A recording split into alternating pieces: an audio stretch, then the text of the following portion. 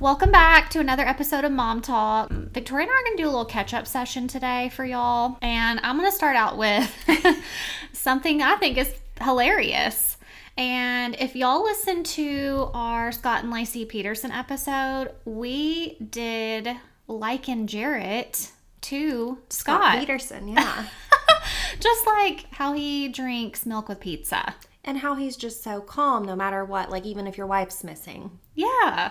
So Jarrett is a teacher now. Yes. And his class, they're high schoolers, have been asking, like, what about your family? Do you have a wife? You know, just getting Like, the tea. yeah, what's your wife like? What are your kids like?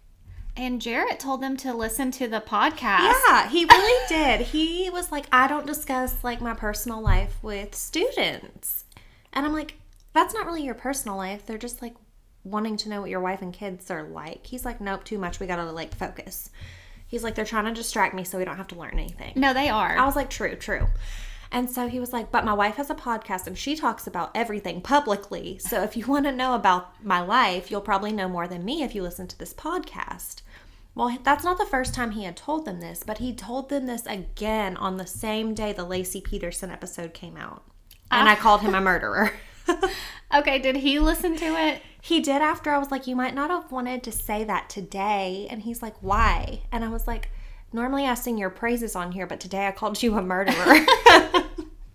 And he was like, what? Was he upset or no? No, he was not upset. He was just like, wow.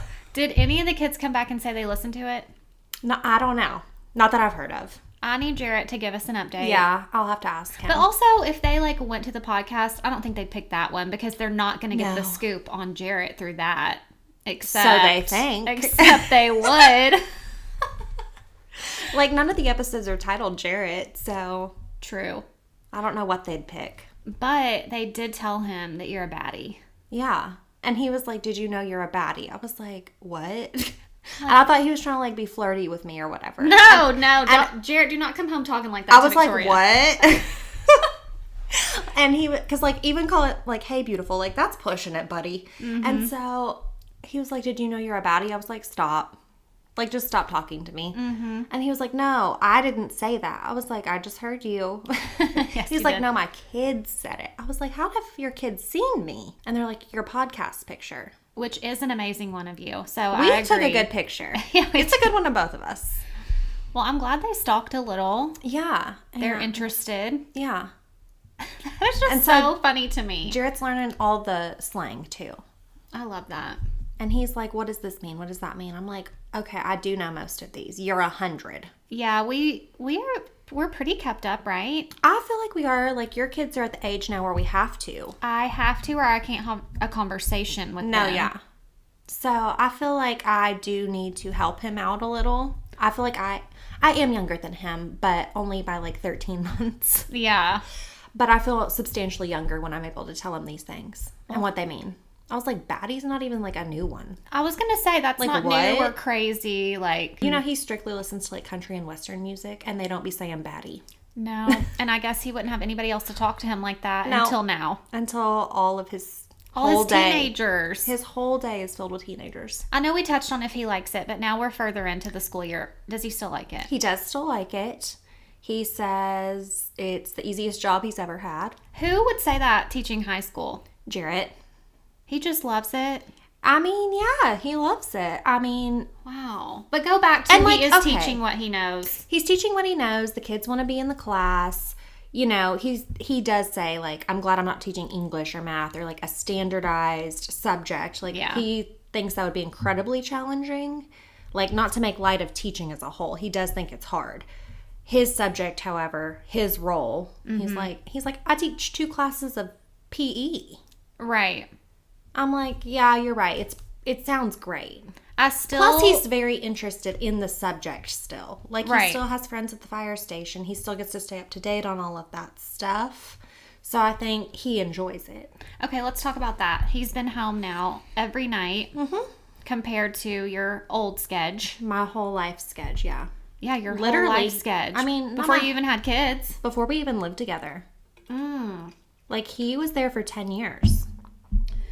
Yeah, that's a long time. So how do you feel like he's doing not being there and being home every night and just the change? I think it's an adjustment for all of us. I think it's going kind of how I anticipated a little bit. Which is? You know, everybody's on everyone's nerves. Mm-hmm. Like, the kids and I had our time together. In our own schedule. And our own schedule, our own routine, our things we did. And Jarrett got to go and hang out with his other family, so to speak, every third day. And he got out of the house and didn't have to worry about, you know, house life. Mm-hmm. Dishes, laundry. So-and-so has a dentist appointment. This one has baseball. Like, he didn't have to think about that. Right. Now he's home every night, and I definitely know he's on my nerves. And I'm sure I'm on his nerves. The kids keep asking when we can just have, like, date days and when they can sleep in my bed, just because, like, all those things kind of, I mean, date days we still do, but, like, the staying in my bed or just the one-on-two time I had with them is gone. And I think it's a big adjustment too, because he knows I can do it alone. So when something arises, I don't think he necessarily feels the need to tell me, like, oh, hey, I'm going to stay late for this. Or, hey, I'm going to stay late for, like, this optional meeting. I don't think that really crosses his mind. Because, like, if I'm doing it alone, I can do it alone. I've been doing it alone my whole married and child life now. Mm-hmm. But if I have the expectation that I'm going to have you there and I'm going to have a second person, I'm going to have help. Yeah. And then you're just not there. That is extremely frustrating and problematic to me. Right. So when he has an end time of, let's say, 3:30 and you expect him home. Right. And he's not, because he's like, oh, shoot, I have an after school meeting. Right. And it's not even like a mandatory one. Like, it's a parent meeting for wrestling or whatever it may be, or tennis, or all these things that it's been so far. Because they want him to eventually help coach. Yeah. I mean, it's just like all these random things that are options. They're not mandatory. If it's mandatory, I get it. Right. He's got to do parent-teacher conferences and whatever. Yeah. Like, clearly, I understand that's his job. But it's all the little add-ons that just, the lack of consideration for me. Because you thought, okay, you're leaving the fire department, so you'll have all this time at home. And he has more time, don't get me wrong. But we're finding things to fill some of the time. Yeah, he is. And that's frustrating to me. But also, like, I get he has had to spend a third of his life in one building for 24 hours every third day. Yeah. I get a third of his life has been controlled for him. I mean, but that's any job, I feel like. It's just different hours. Mm-hmm. The breakdown's different. It's the optional stuff, the lack of consideration, the not telling me, that is problematic to me. And I know a lot of wives are maybe more flexible and, like, go with the flow. And I'm not the most flexible person. Well, it's like once you have a plan for the day and you're like, yes, I have backup now, because they both have to be somewhere at the same time. Or back-to-back times. It's like you're so ready for that help. And, like, when I'm planning out my week, I'm like, okay, great. I can take this kid here. He can do that. And, like, then it doesn't happen. Mm-hmm. And that's frustrating to me. And honestly, if he had been doing this job his whole life but added on a wrestling meeting, you wouldn't care. No. So it's just, I feel like y'all are in a big transition. Or even if it was a conversation like, hey, I'm going to be doing this wrestling stuff, so things might pop up, and, like, I'll keep you posted. Mm-hmm. I just need to be in the loop, and when I'm not, it's a problem. Mm-hmm. Because, like I said, I have the expectation of help. Right. So when you're waiting for that to come home in the evening, it's like, get here when you're supposed to. Yeah. And you don't have, like, their dad to help you go to all the games and stuff. Mm-hmm. Y'all, like, split and divide and conquer. Mm-hmm. But, like, you still have your mom go with you to a lot of things. I do. To everything, right? Really? Yes. I mean, she wants to, but I also want her to. So, yes, I do have a backup if needed. And then if she just suddenly wasn't there, like, I know you wouldn't, like, be like, where are you going? Right. But, like... But it's different. It's different, and it, like, especially last minute, switching it up. Mm-hmm. Like, the expectation I have. So I guess I need to change my expectations. I don't know. But, like, also, he's put things in our family calendar on our phone, and he's put them in the wrong time. Or, because that was one thing that came up. He had put in some meeting, and he had put it in from 7 to 7:30 p.m. Great. Well, one of the kids had a ball game at 5:30. So I was like, okay, he might have to dip out at the end. He had put the meeting in the calendar wrong. So when was it? So he, like, in his head knew what time it was, but me... But for you, it's wrong. I didn't know the right time. I knew what time he had put.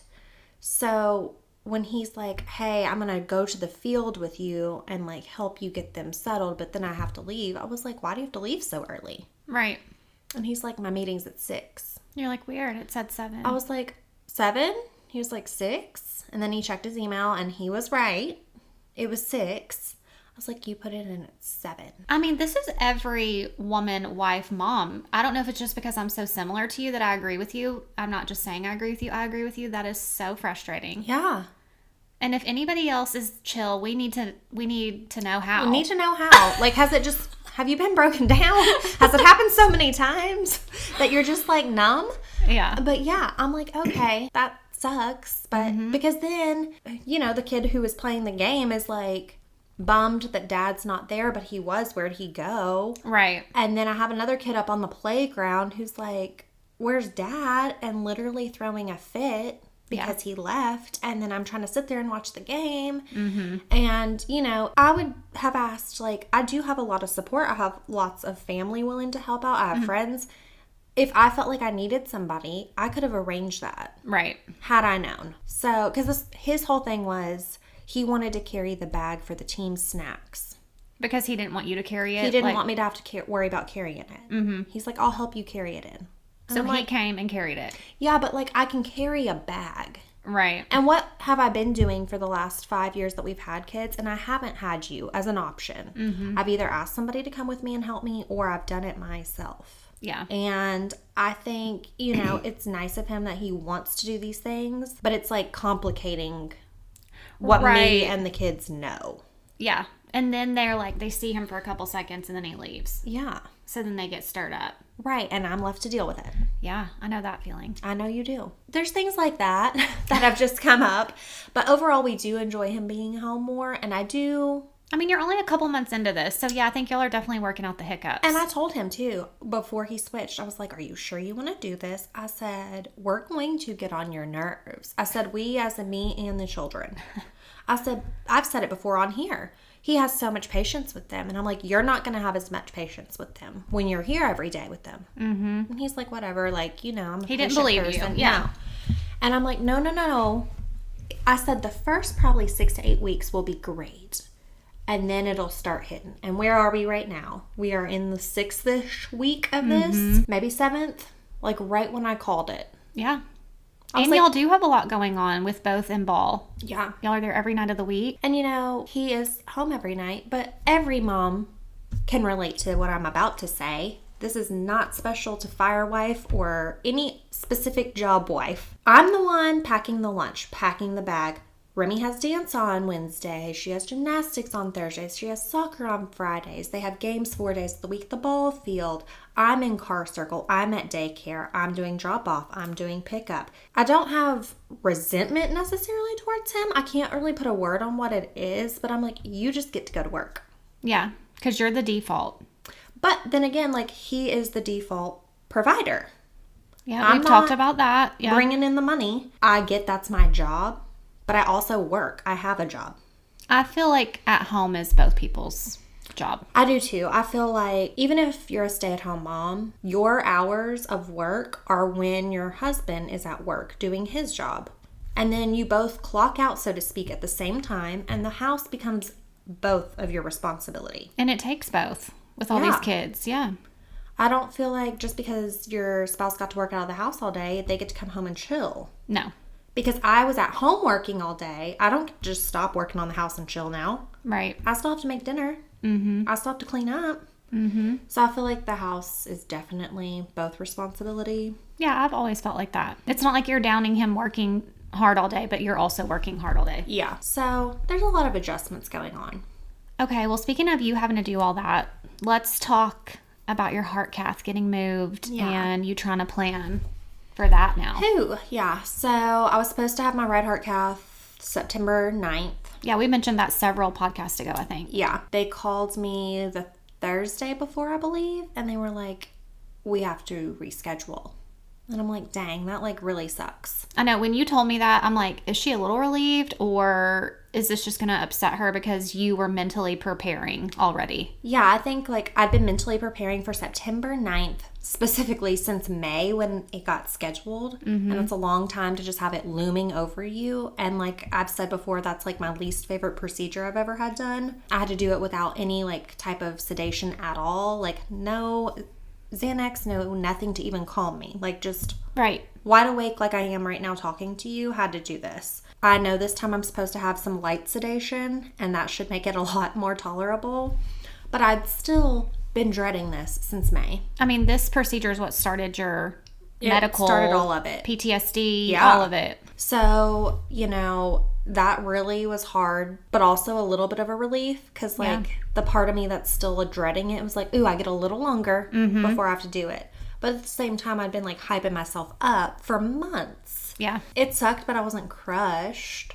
But I do want to get it over with. So my new date is the 24th of September, which is tomorrow, since I don't know when this episode will come out, but yeah. So I don't know. I feel like I've just dissociated at this point. No, I feel like this time you've definitely, we always say I compartmentalize. I feel like you've really stuffed this down this time. Yeah. I'm like, oh, that's just what I'm doing tomorrow. Or I've got to do this with my kids, we're going to podcast. Like, I feel like you're definitely like thinking about what's right in front of you instead of tomorrow. Yeah. Which maybe that helps. Maybe it hurts. I don't know. I mean, there's nothing I can do about it. Okay. So you don't even know when you go in yet, time-wise, right? No, this is literally the day before, like I said. And they called me for some pre-registration questions earlier this morning. And I was like, and when will I know what time to arrive? Because I still don't have an arrival time or procedure time, nothing. The first time I was supposed to have it done on a Monday, so they told me I'd get a call the Friday before. It's Monday now, and my procedure's on Tuesday, so I'm just waiting on a call. Do you think that's strange? Because like, for C-sections, I mean, if you you know what time you're going to be there, you know you're going to be there early and prepped. Right. They said they start making the scheduling calls after 1 p.m. So I won't know anything until after 1 p.m. today. What time you need to be up there? Yes.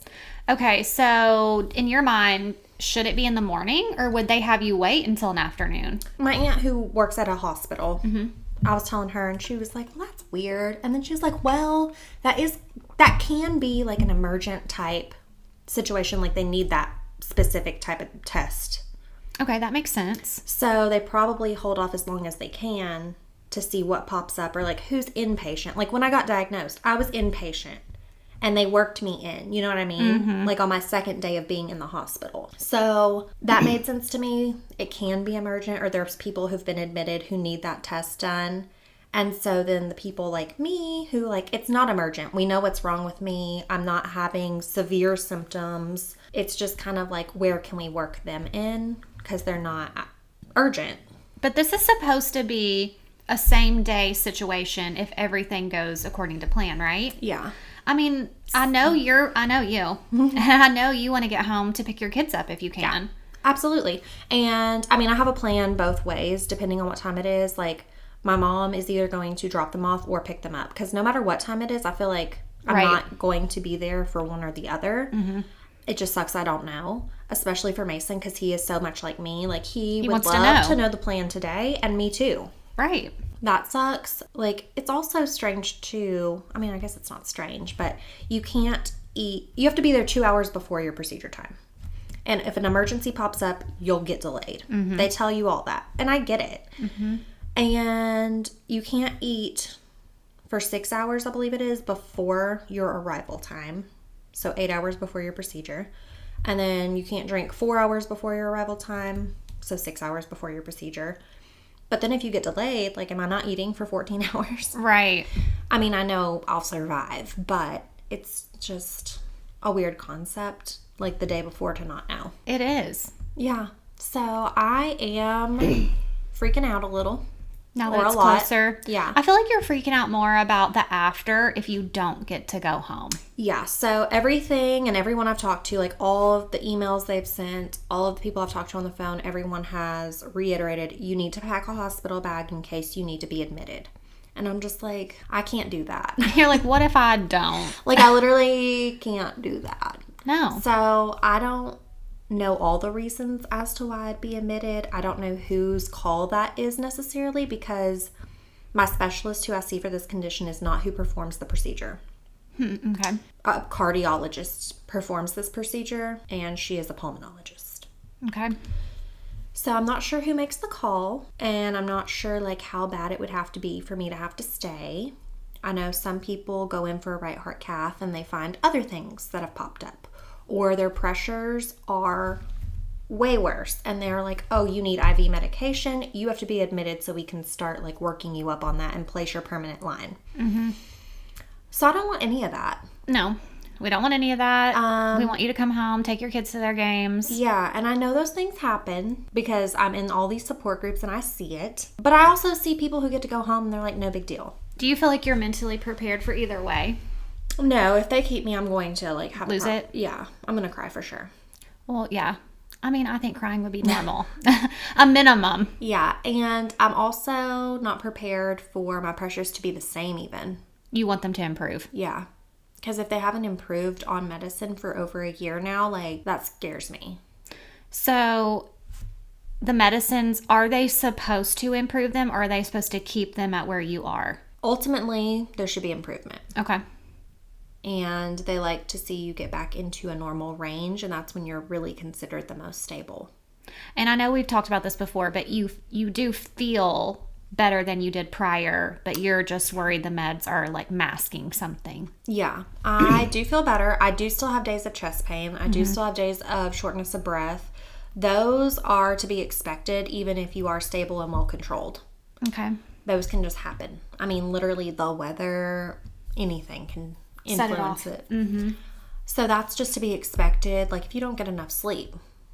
I don't like having chest pain or feeling like I can't breathe. No. And to wrap your mind around, that's the rest of your life. Right. That's your new normal. Just randomly the rest of your life. And you never know when it's your condition, or what if it is something different? What if it is something with your heart that's serious? Like at what point do you need to get checked out? Mm-hmm. And they're like, you'll know. And I'm like, will I? Will I know? Or will I brush it off? Because I also feel like, and this might be everybody, but I feel like definitely women, we might feel away for an entire day and just be like, no. Yeah. That's crazy. It'll be fine. Push, push, push. I feel like, I don't want to go bother them. And it be for nothing. Because I think that's part of like my little PTSD too. Mm-hmm. It's like I went to the ER twice and was told I had anxiety. Yeah. So pretty much like, why are you here? Nothing's wrong with you. Yeah. Everything looks normal, you know? Mm-hmm. So I don't want to go and like bother them, even though that's literally their job. Like be a doctor and a nurse and a whatever. So yeah, I'm not ready for tomorrow, I don't think. In conclusion, I need my pressures to be better, which it was 36 last time. Normal is 20 and under. 20 and under. Mm-hmm. Well, you know, I've been praying about this, and I have praying a goal that number. It's good, and then you get to come home that night. Okay, what's your goal number? I need to be praying for your goal number. My goal number is 17. Okay. So we should have put this out before so everybody could pray for 17. But yeah, 17 is my goal number. How did you make up this number? It was one of Jarrett's sports numbers. Okay. So I was like, okay, 17. That's and like one. My dad and my brother, their number was 15, but I felt like that was a little overzealous. 17 was a little closer to 20, which still gets me to normal. Okay. But really, I mean, I have a goal number, but I don't want to have gotten worse, is the main thing. If my pressure is higher than 36, I don't know. I just don't think I'll be okay in the head for a minute. But would you also be surprised, or? No. Okay. I feel like, especially in the last couple of weeks, months, maybe a month or so, like, I feel like I've had more days of chest pain and shortness of breath than I have over the last 11 months. I don't know if it's just this time of year, because like this is about the time of year last year when I got diagnosed. So maybe this time of year is just rougher. But yeah, I've definitely felt it more. And I don't think I'd be surprised if it was worse. I would be very upset. Right. But I don't think I'd be shocked. Now, if it was like in the hundreds, I would be shocked. Okay. But if it was like 42, I would not be shocked.